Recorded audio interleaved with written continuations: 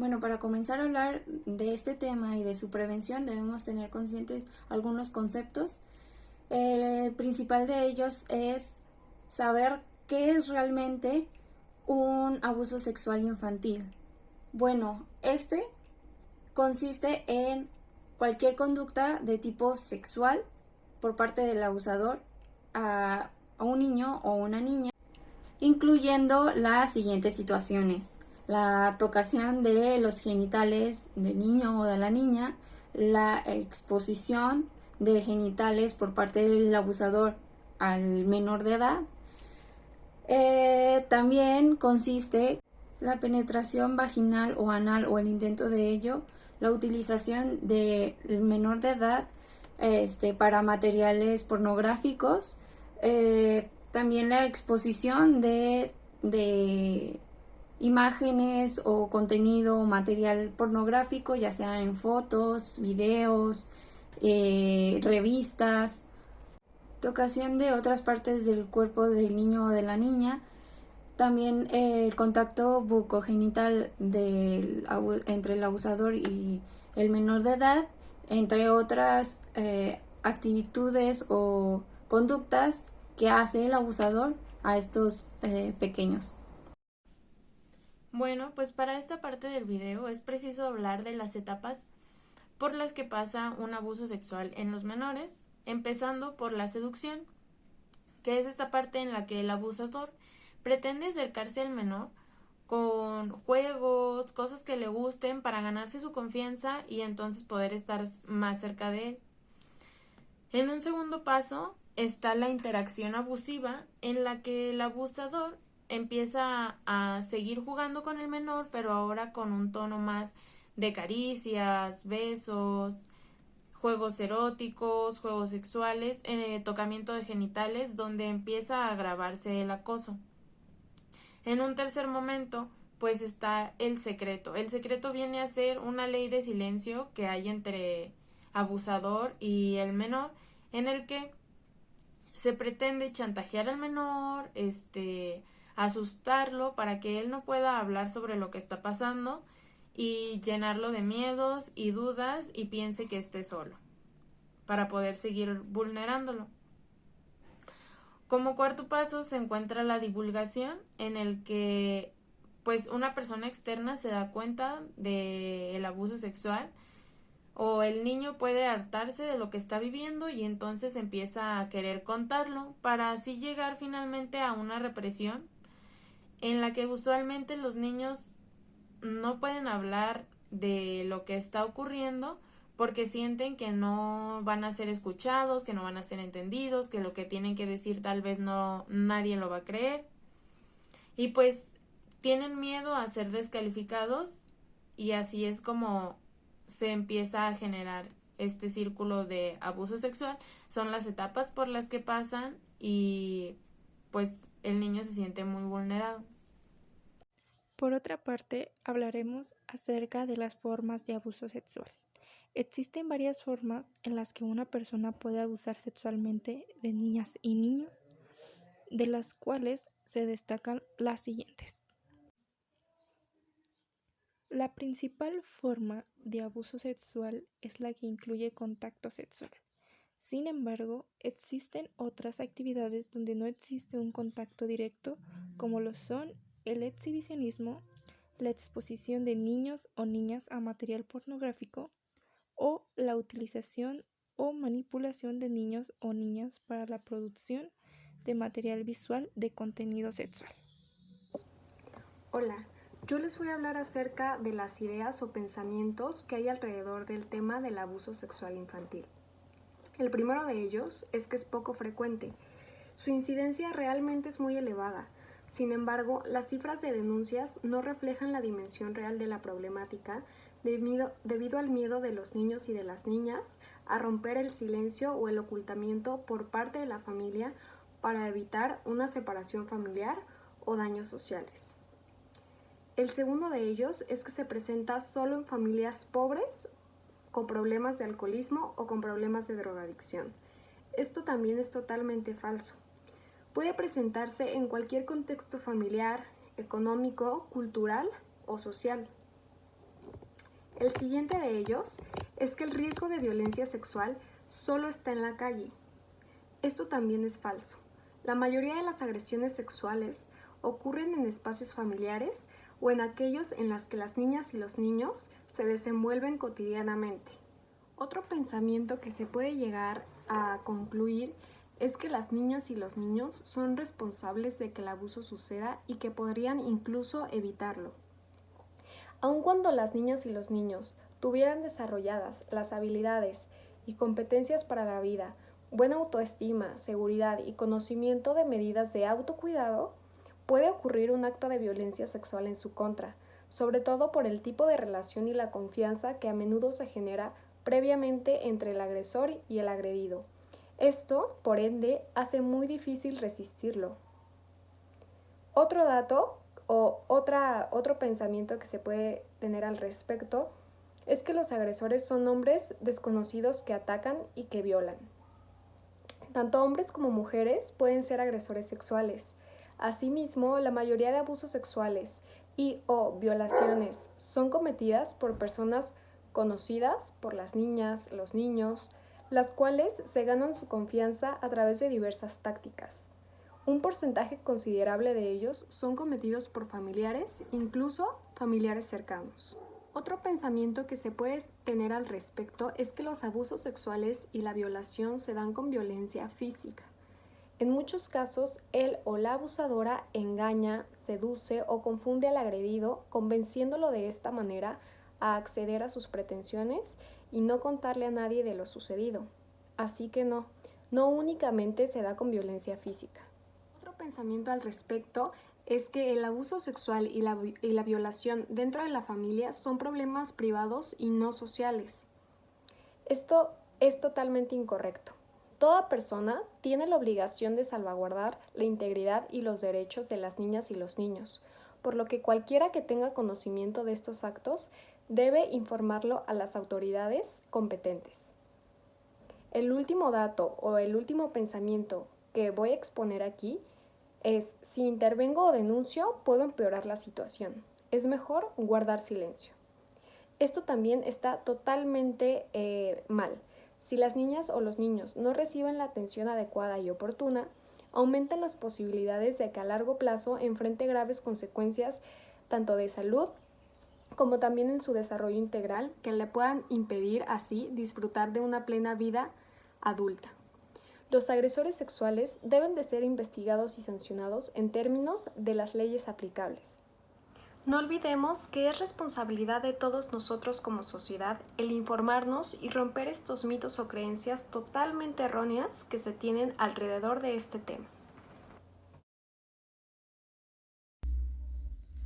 Una de estas herramientas es la responsabilidad, la cual consiste en proporcionar a los hijos un espacio de protección y de cuidados, donde se sientan seguros sobre todo tipo de violencia y en el que existan lazos de amor y de afecto con una educación sustentada en el respeto a la dignidad, la confianza y la aceptación que les garantice el ejercicio pleno de sus derechos humanos, sobre todo satisfaciendo sus necesidades infantiles.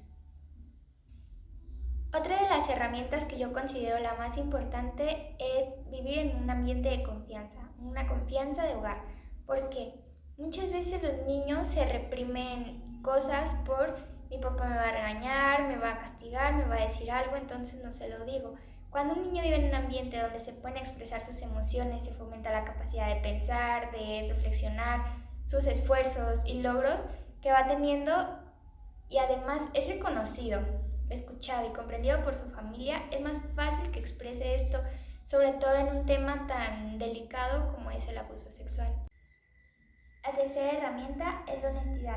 Rara vez los menores mienten cuando han sido víctimas de un abuso sexual. Responde de igual manera, sé honesto y comparte con ellos las medidas que se llegarán a tomar si esto se presenta. La honestidad va hacia las dos partes, hacia el niño y hacia uno como padre. Esto es que no se debe de decir que es algo de lo que se está exento o que no existe o que a ellos no les va a pasar. Siendo honesto, siendo real, se puede prevenir. En ocasiones suele dar miedo, considerarse tabú o restarse la importancia al tema del abuso sexual. pero es importante estar informado, ya que, según la OMS, una de cada 4 mujeres menores de 17 años y uno de cada 6 niños han sido víctimas de abuso sexual infantil. Esto equivale a 5 millones de infantes en México. Y según la OCDE, México encabeza el primer lugar de estos delitos, lo cual pues es muy importante estar informados. Informarse ayudaría a prevenir la gran cantidad de delitos, ya que la desinformación hace que cuando un papá no puede detectar esto a tiempo, se pueda seguir presentando el abuso en menores. ¿Cómo hablar del abuso sexual infantil con los niños? Enseñamos a los niños todo tipo de formas para mantenerse a salvo. Les enseñamos no acercarse a la estufa cuando está caliente, ver ambos lados de la calle para cruzarla. Sin embargo, la seguridad del cuerpo no la mencionamos a menudo, pero es un tema súper importante y fundamental para enseñarles a los niños desde los 3 años de edad. Te estarás preguntando, ¿por dónde empiezo? Pues bueno, es un tema muy extenso, pero aquí te dejamos unas recomendaciones que puedes abordar con tus sobrinos, con tus hijos y con tus familiares más cercanos. Número 1. Hablar pronto sobre las partes del cuerpo. Nombre las partes del cuerpo y hable de ellas lo más pronto posible y con naturalidad. Use nombres propios para las partes del cuerpo, o al menos enséñele a su hijo cuáles son las palabras reales para sus partes del cuerpo. No es trasero, su nombre correcto es vagina o pene. Sentirse cómodos usando estas palabras y saber lo que significan puede ayudar a los niños a hablar claramente si algo inapropiado está sucediendo. Número 2. Enseñarles que algunas partes del cuerpo son íntimas y tienen límites. Sus partes íntimas se llaman íntimas porque no son para que todo el mundo las vea. Nadie las debe tocar, ni nadie debe pedirle al niño que toque las partes íntimas de otra persona. Los padres a menudo olvidan esta segunda parte de la frase. El abuso sexual suele comenzar cuando el abusador le pide al niño que lo toque a él o a alguien más. Por eso no olvides mencionar esta parte también. Así, explicándole concretamente, el niño entenderá lo que es un abuso sexual. Nadie debe tomar fotos de sus partes íntimas. Este punto suele ser omitido por los padres, pero la realidad es que la pornografía infantil ha incrementado durante los últimos años. Número 3. Decir al niño que no está bien guardar secretos sobre su cuerpo.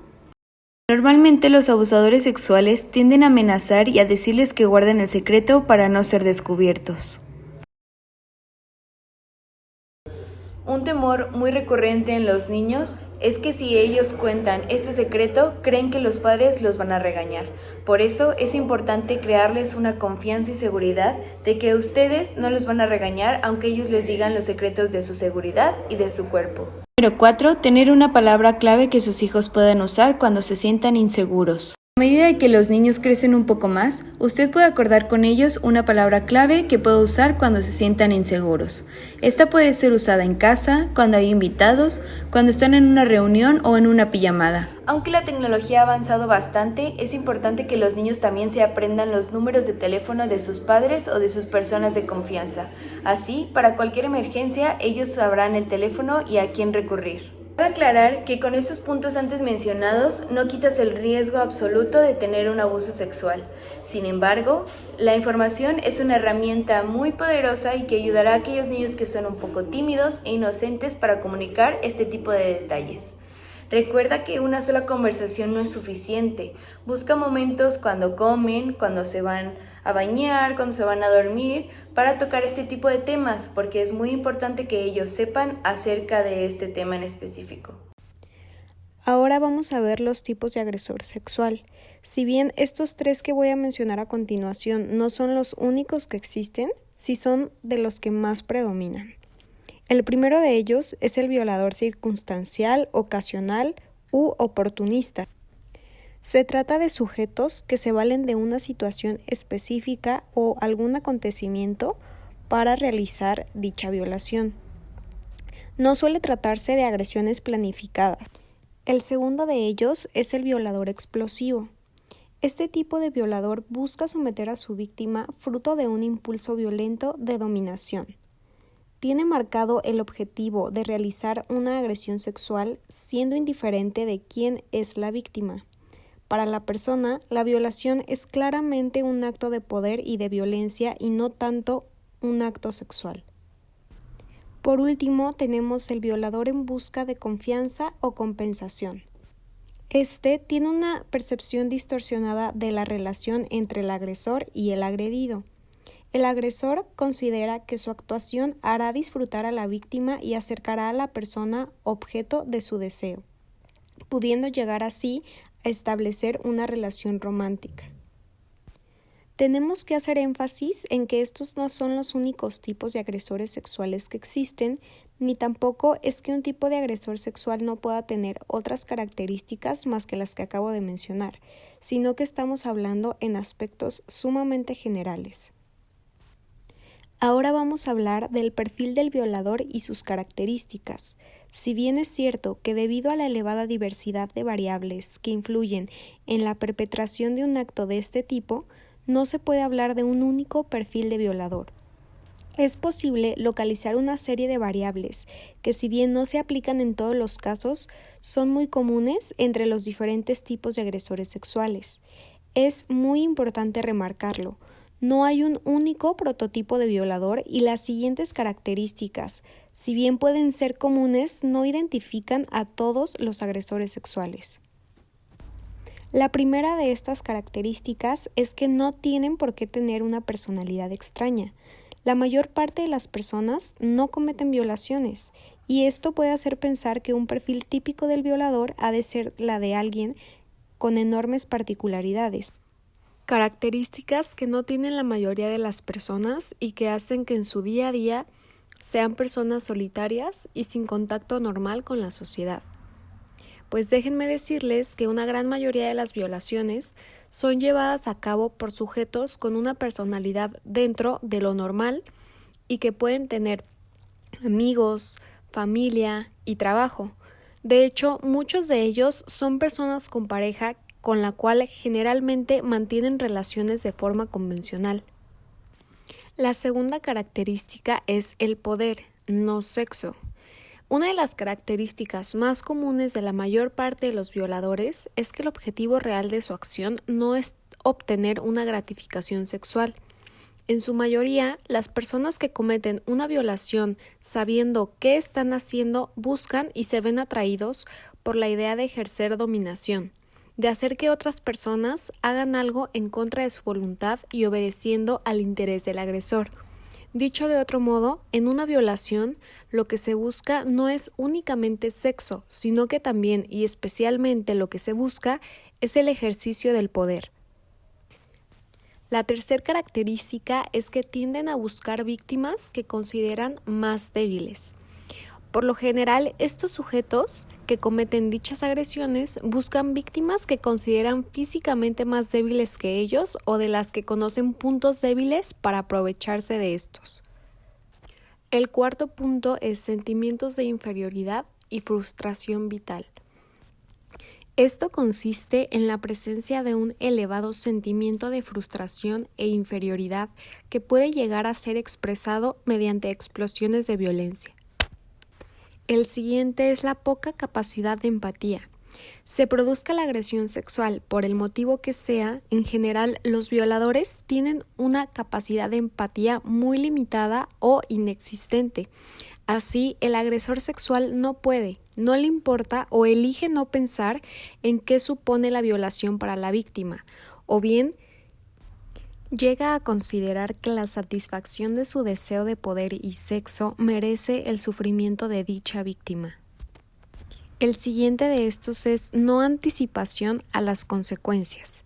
Se ha observado que muchos violadores nunca piensan en qué podría pasar después de cometer dicho acto, si el caso sería investigado o si serán encontrados y detenidos. Esto refleja un cierto déficit a la hora de anticipar las consecuencias de sus propios actos, sean estas para sí mismos o para otros. Séptima característica: aprendizaje de una sexualidad coercitiva. Al igual que ocurre con la violencia de género, Muchas personas que en la actualidad cometen delitos sexuales han sido a su vez abusados o maltratados en la infancia, o bien han sido testigos de abusos hacia otros familiares significativos. Esto provoca que a la larga puedan llegar a identificar la coerción como un modo normal de proceder. Octava característica: no se trata de enfermos mentales. Si bien la imagen típica de un violador es la de un psicópata o alguien que padece un trastorno mental, considerar que los agresores sexuales son personas con un trastorno mental sería falso y reduccionista. Es cierto que se pueden hallar casos de violaciones durante estados psicóticos, maníacos o realizados por personas con discapacidad intelectual, pero por norma general, los agresores sexuales son capaces de juzgar correctamente la situación y saben qué están haciendo. El penúltimo punto nos habla de evadir la responsabilidad. Es frecuente que intenten justificar la conducta por el uso de algunas sustancias o pretender sufrir alguna psicopatología para evadir el castigo.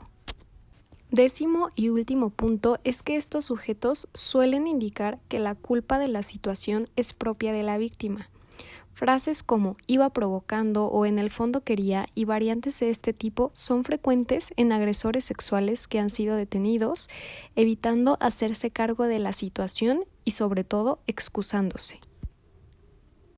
Cuando hablamos sobre los contextos en los que puede ocurrir un abuso sexual infantil, debemos entender que la verdad es que puede suceder en cualquier lugar, ya sea la escuela, la casa de un amigo, incluso en la misma casa en donde vive el niño o la niña.